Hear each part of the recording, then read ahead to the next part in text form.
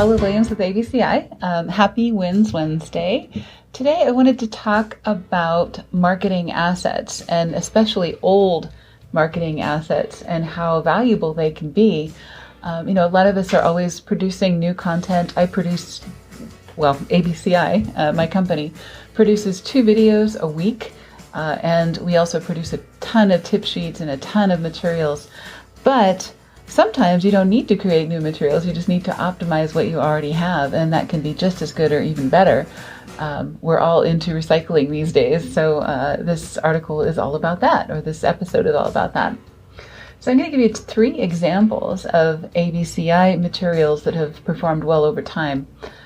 One is an article that we wrote in 2015, How to Plan a Customer Appreciation Event, and that one has had its ups and downs, especially over 2020 when nobody was having events. But for the most part, this had much better success long after it was published than it did when it first came out.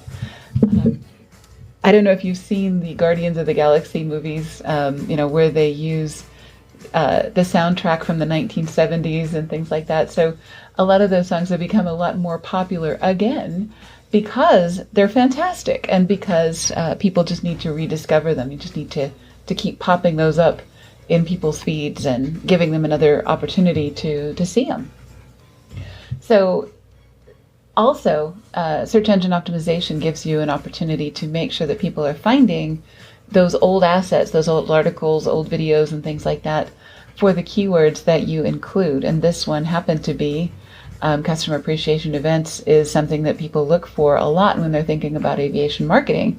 They're thinking about those parties before and after conventions, and that's a pretty common marketing activity that there isn't a lot of material out there for. So, a lot of people are writing about how to do advertising and things like that, but not a lot of people were writing, especially in 2015, about how to do events. So that was an opportunity that worked out for us, and we're really happy about that.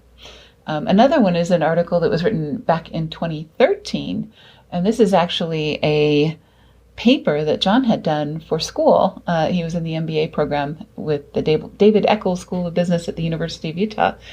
When he wrote this for the first time, we rewrote it and tweaked it a little bit because we were being asked by our customers all the time, how do we account for marketing expenses? Is this something that is a capital expense, or is this something that is an ongoing type of expense? So we tweaked that article a little bit. A lot of people have found it helpful.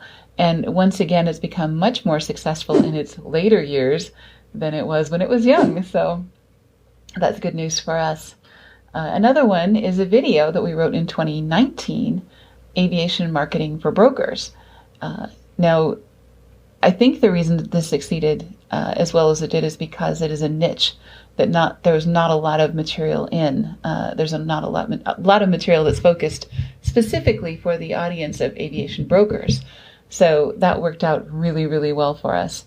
So 3 takeaways from this conversation. Pick some timeless topics and write for longevity. So if you do 3 or 4 pieces of content every month, or 3 or 4 pieces of content every quarter, whatever it is that you do, one out of every 3 or so, should be something that is timeless and has some longevity to it. So you might do some news items, you might be some market updates, you might do some other things like that. That's great, continue to do those, but also pick some topics that have some legs, that are going to last for a long time and that people could look at 5 years from now and get some value from. And you'll get a lot more bang for your buck for those types of assets.